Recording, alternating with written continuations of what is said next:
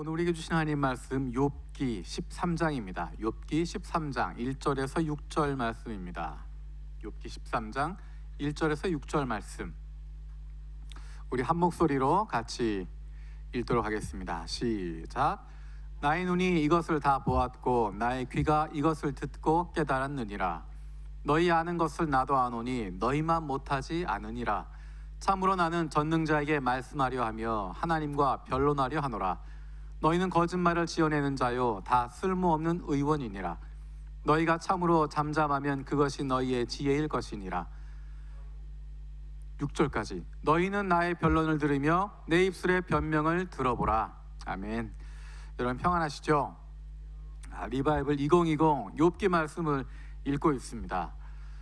코로나19로 말미암아서 여러 가지 어려움을 겪고 있는 상황에서 이렇게 욥기 말씀을 읽는 것이 우리에게 참 큰 은혜가 됩니다. 그리고 이렇게 리바이블을 통해서 말씀을 읽어가고 있었던 것, 이것이 없었다면 우리가 어떻게 또 날마다의 삶을 견딜 수 있었을까, 그런 생각들을 하게 됩니다. 다음 주일에도 욥기 말씀을 계속 나누게 됩니다. 오늘과 다음 주일에 욥기 말씀을 나눕니다. 욥기가 사실은 쉽지 않습니다. 우리가 지금까지 읽어왔던 리바이블 본문, 창세기부터 시작해서 모세오경을 읽었습니다. 그리고 역사서를 읽었습니다. 거기에 비해서 욥기는 좀 어렵습니다. 욥기는 시가 서로 분류가 되는데 힘들고 어려운 부분들이 있습니다. 첫 번째 이유는 말 자체가 어렵습니다. 우리가 그 앞에 읽었던 역사서는 또 모세오경은 있는 그대로 읽으면 됩니다.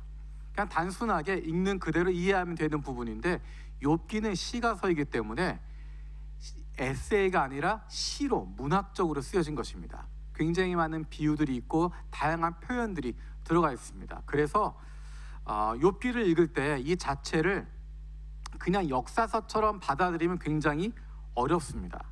그것이 아니라 문학적으로 받아들이고 시라고 하는 것을 알고 읽어야 됩니다.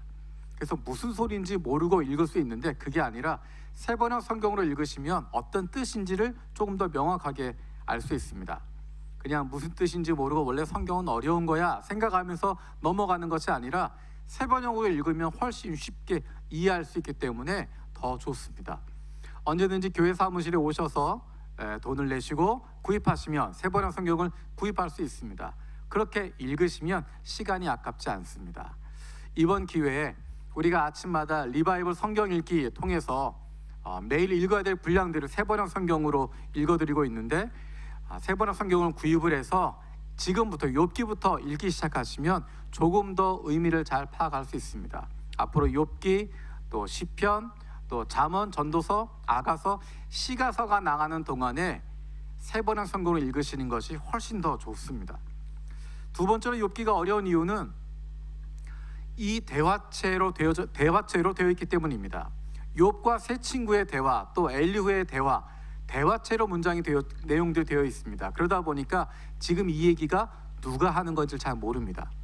우리에게 익숙한 것은 창세기부터 시작해서 열왕기, 역대상하, 또 에스라, 느헤미야, 에스더까지 모두가 3인칭 관점에서 이야기합니다. 설명해 주는 것처럼 이야기합니다. 이런 일들이 있었다라고 이야기하는데, 욥기는 대부분의 내용이 1장, 2장을 제외하고는 전체 내용들이 서로 주고받는 이야기입니다.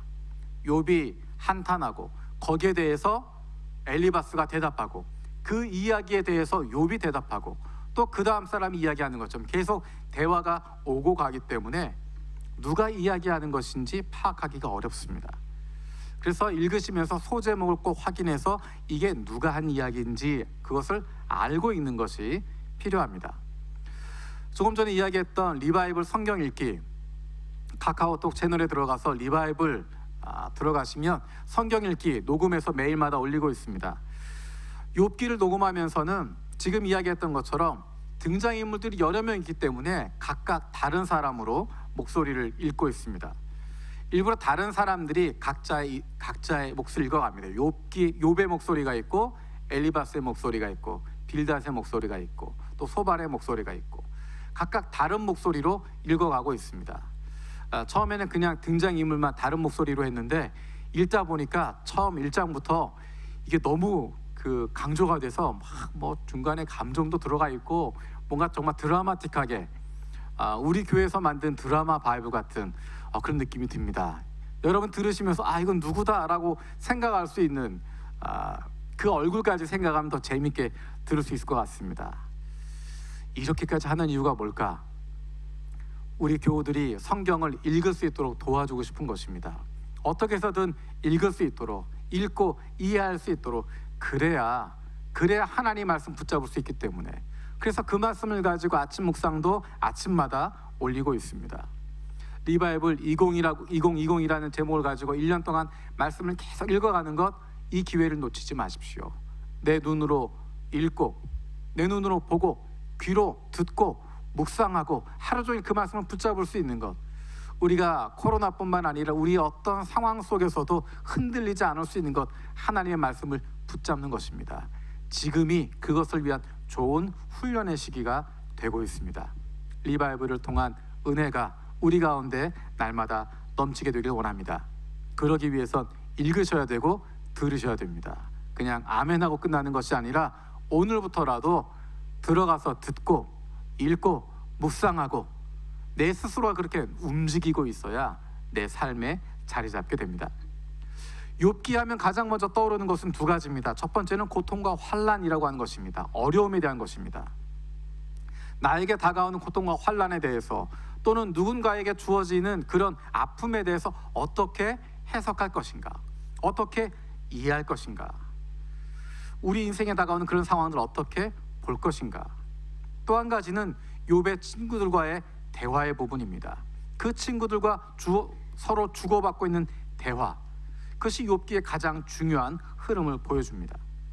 이유를 알 수 없지만 누군가에게 주어져 있는, 사람들이 말을 잃을 정도로 극심한 고통과 환난을 당하고 있는 욥, 그가 그의 친구들과 함께하는 이야기, 그것이 욥기의 내용이고 오늘 같이 살펴보려고 하는 것입니다.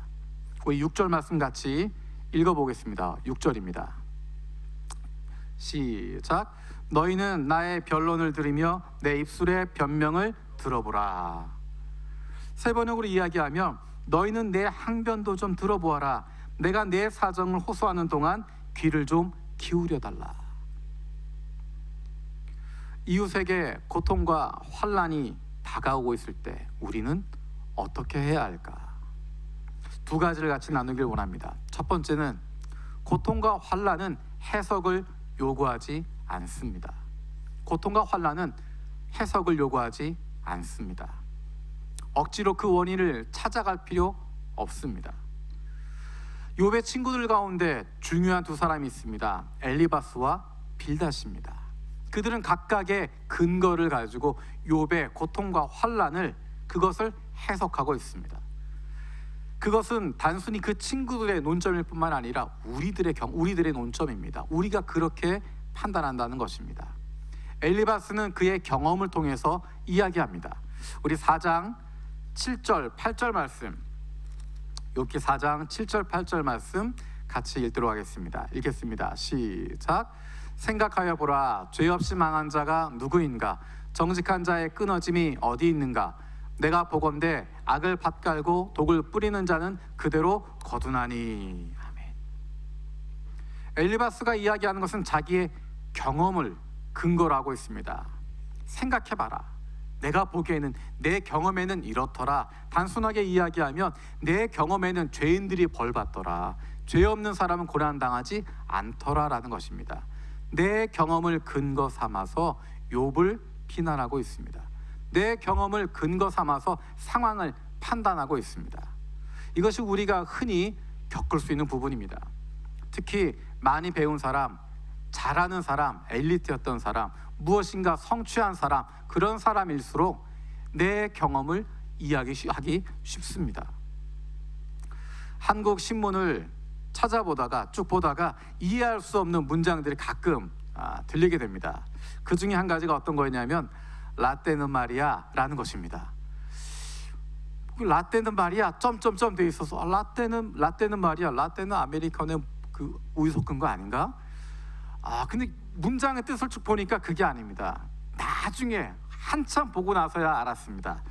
라떼는 말이야, 그게 나 때는 말이야, 그 이야기를 비꼬아서 이야기하는 것을 하는 것입니다. 그래서 청년들 가장 듣기 싫어하는 말, 라떼는 말이야. 자녀들이 가장 듣기 싫어하는 말, 라떼는 말이야.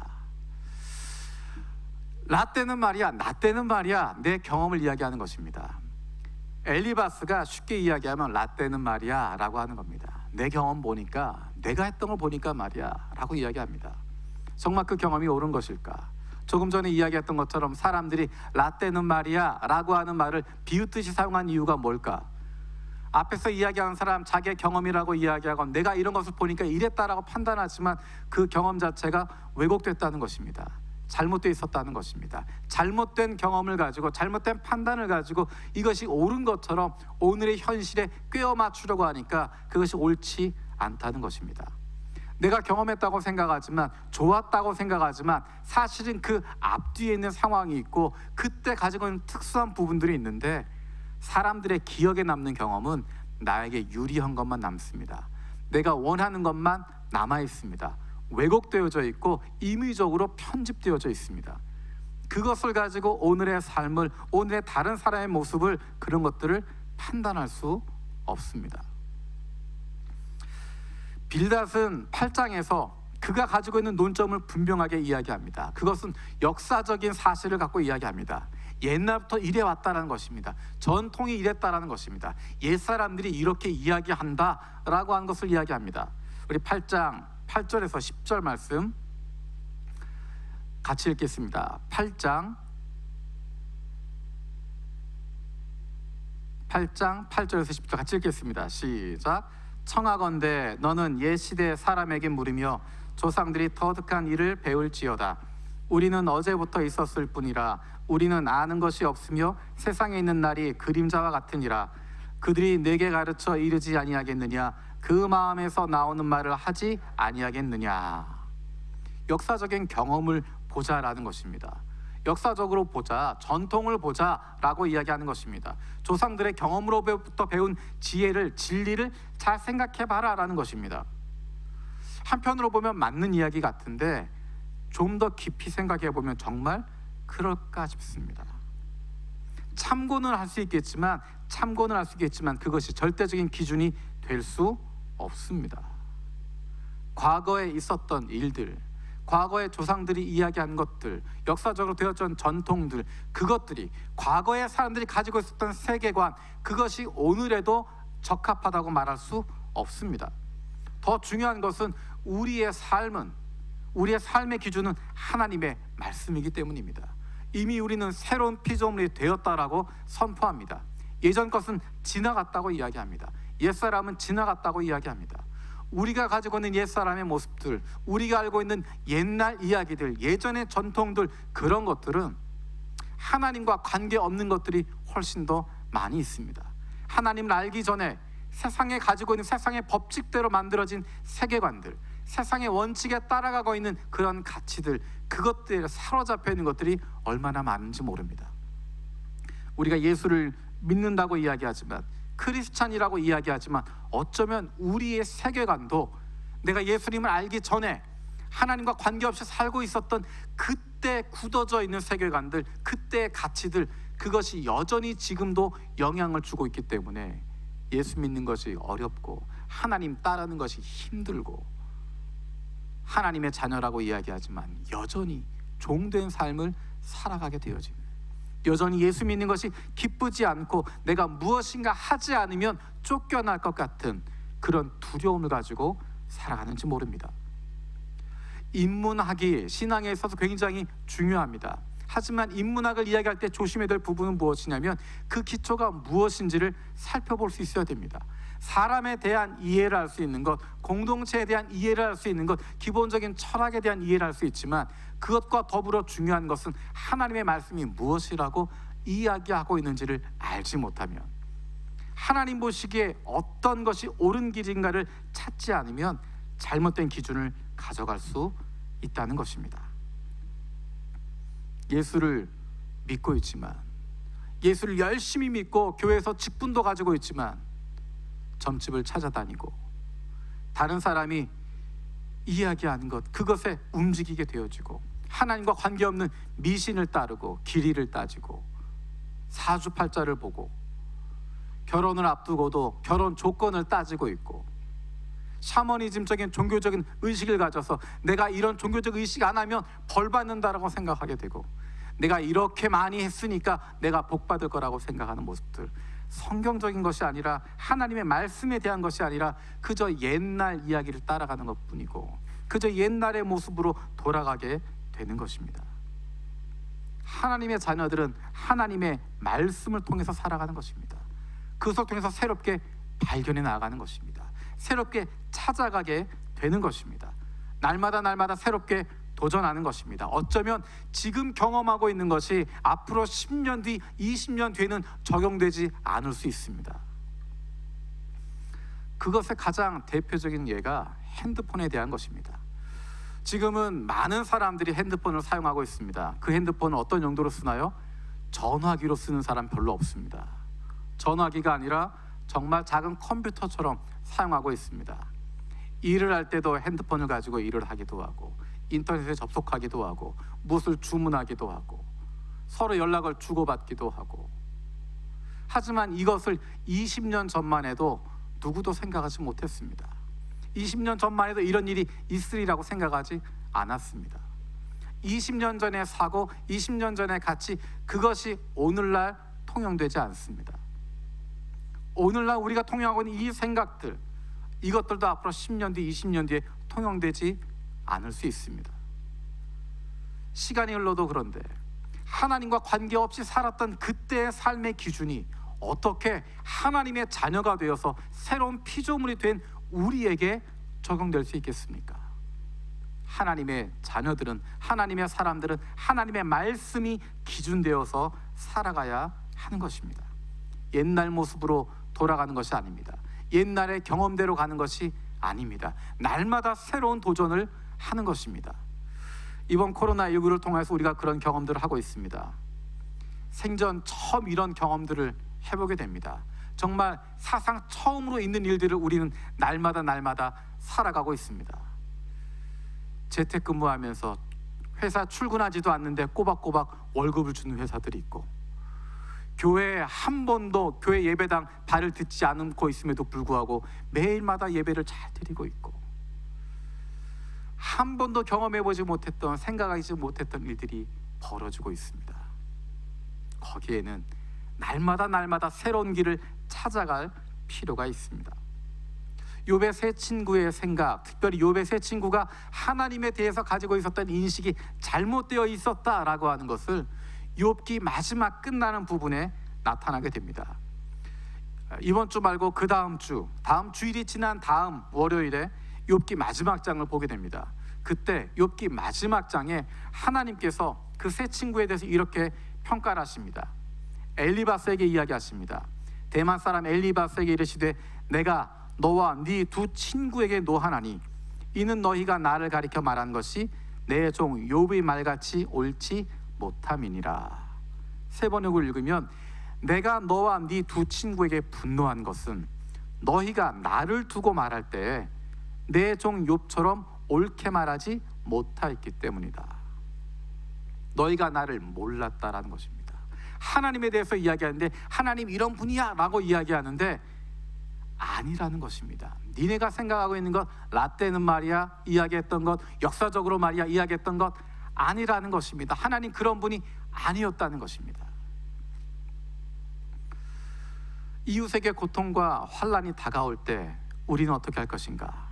두 번째로, 고통과 환난은 좋은 이웃을 찾습니다.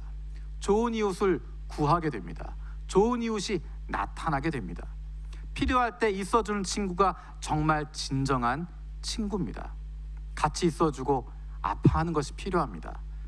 이 세 친구의 잘못은, 욥의 세 친구의 잘못은 아파하고 있는 욥과 마음을 같이 하지 못하고 있었다는 것입니다. 욥은 친구를 바라고 있었습니다. 6장 14절 15절에 보면 욥이 가지고 있었던 친구들에 대한 기대가 있습니다. 우리 6장 14절 15절 같이 읽겠습니다. 시작. 낙심한 자가 비록 전능자를 경외하기를 저버릴지라도 그의 친구로부터 동정을 받느니라. 내 형제들은 개울과 같이 변덕스럽고 그들은 개울의 물살같이 지나가노나. 세 번역으로 읽으면 조금 더 의미가 명확해집니다. 세 번역으로 같이 읽어보겠습니다. 내가 전능하신 분을 경외하든 말든 내가 이러한 절망 속에서 허덕일 때야말로 친구가 필요한데, 친구라는 것들은 물이 흐르다가도 마르고 말랐다가도 흐르는 개울처럼 미덥지 못하고 배신감만 느끼게 하는구나. 친구가 언제 필요할까?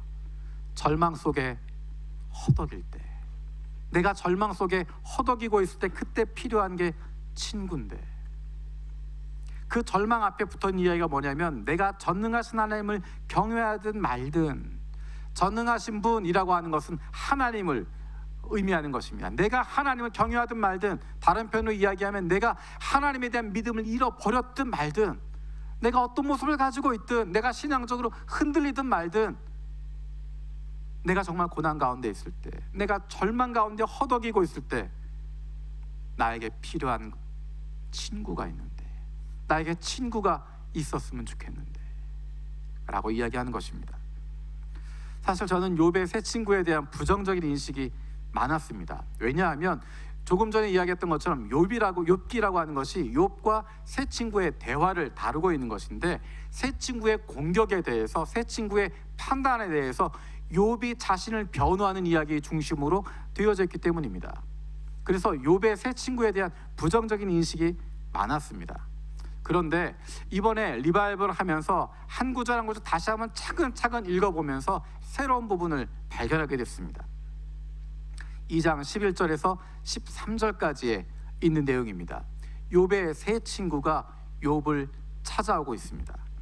그때 욥의 친구 세 사람이 이 모든 재앙이 그에게 내렸다함을 듣고 각각 자기 지역에서부터 이르렀으니 곧 대만 사람 엘리바스와 수아 사람 빌닷과 나아마 사람 소발이라.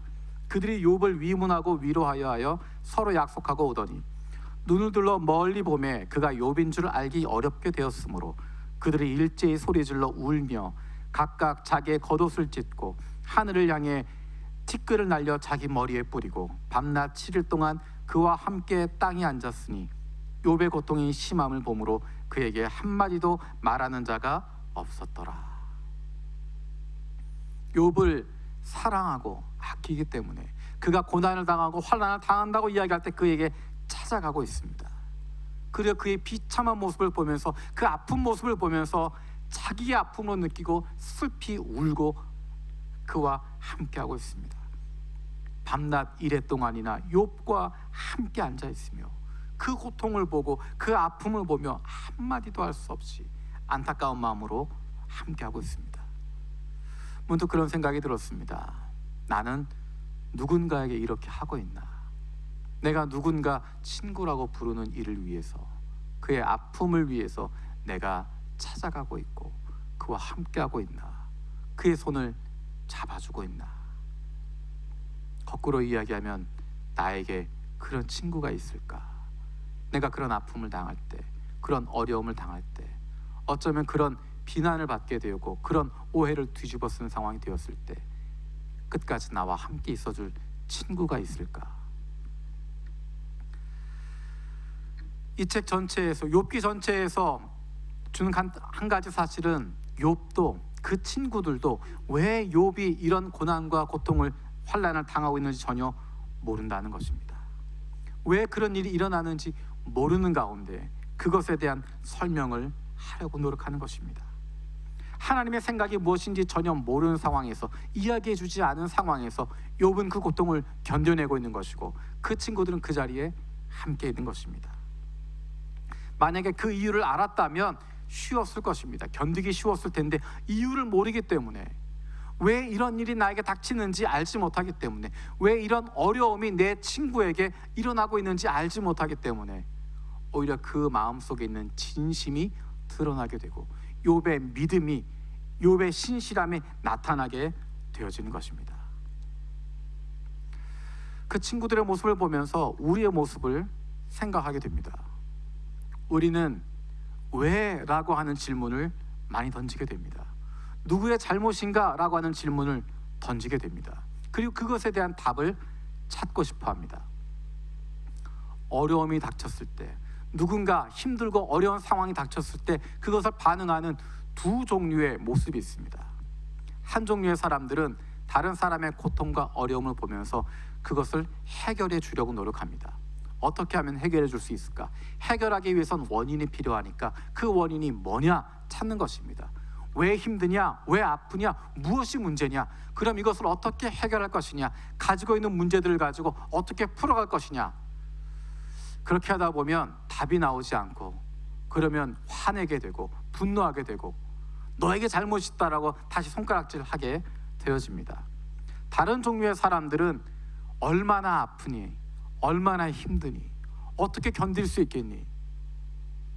그 마음을 공감해주고 그 마음을 함께 해주고, 해결책을 찾는 것이 아니라 문제를 찾는 것이 아니라 같이 있어주고, 아파하고, 해결은 되지 않지만, 눈에 보이는 해답은 나오지 않지만 그 자리에 함께 있어주려고 하는 사람들이 있습니다. 우리는 어떤 사람들일까? 조금 전에 이야기했던 욥이 찾고 있었던 친구들의 모습은 어떤 것일까? 내가 고통 가운데, 절망 가운데 허덕이고 있을 때 그가 친구를 찾았던 이유는 무엇일까? 그것은 나의 절망의 이유를 설명해 달라는 것이 아니고, 나에게 그것에 대한 해결책을 달라는 것이 아니고, 내 어려움을 벗어날 수 있는 방법을 보여달라는 것이 아니고, 이해해 달라는 것이 아니고, 설명해 달라는 것이 아니고, 나와 함께 해달라는 것입니다. 나의 고통의 자리에 함께 있어 달라고, 나의 아픔의 자리에 같이 있어 달라고. 우리가 올해 표로 이야기하고 있는 함께 웃고 함께 우는 것처럼 함께 울어달라고, 나와 함께 울어달라고, 나의 절망 가운데 내 손을 붙잡아주고 내가 함께 한다고 이야기해주고 그 자리에 같이 있어주는 것, 그것이 바로 친구들에게 원하는 것입니다. 다른 사람이 고통과 환난을 당하는 것이 아니라, 만약에 내가 그런 고통과 환난 가운데 있다면 어떻게 해야 할 것인가? 그 내용은 다음 주일에, 오늘 같이 정리하고자 하는 내용은 바로 이것입니다. 다른 사람이 고통과 환난 가운데 있을 때 어떻게 할 것인가? 하나님은 우리를 그에게 보내주셨습니다.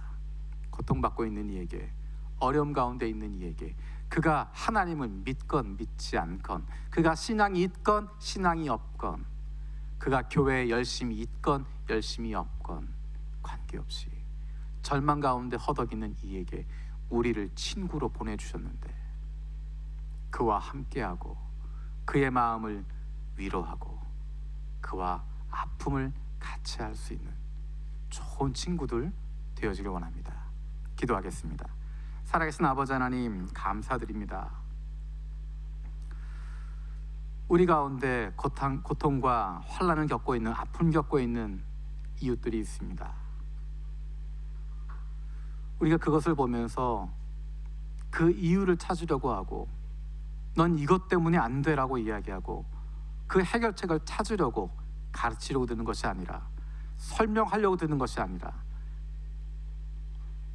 이유를 납득시키려고 하는 것이 아니라, 섣부르게 판단하고 정죄하는 것이 아니라, 함께 아픔을 할 수 있게 해 주시옵소서.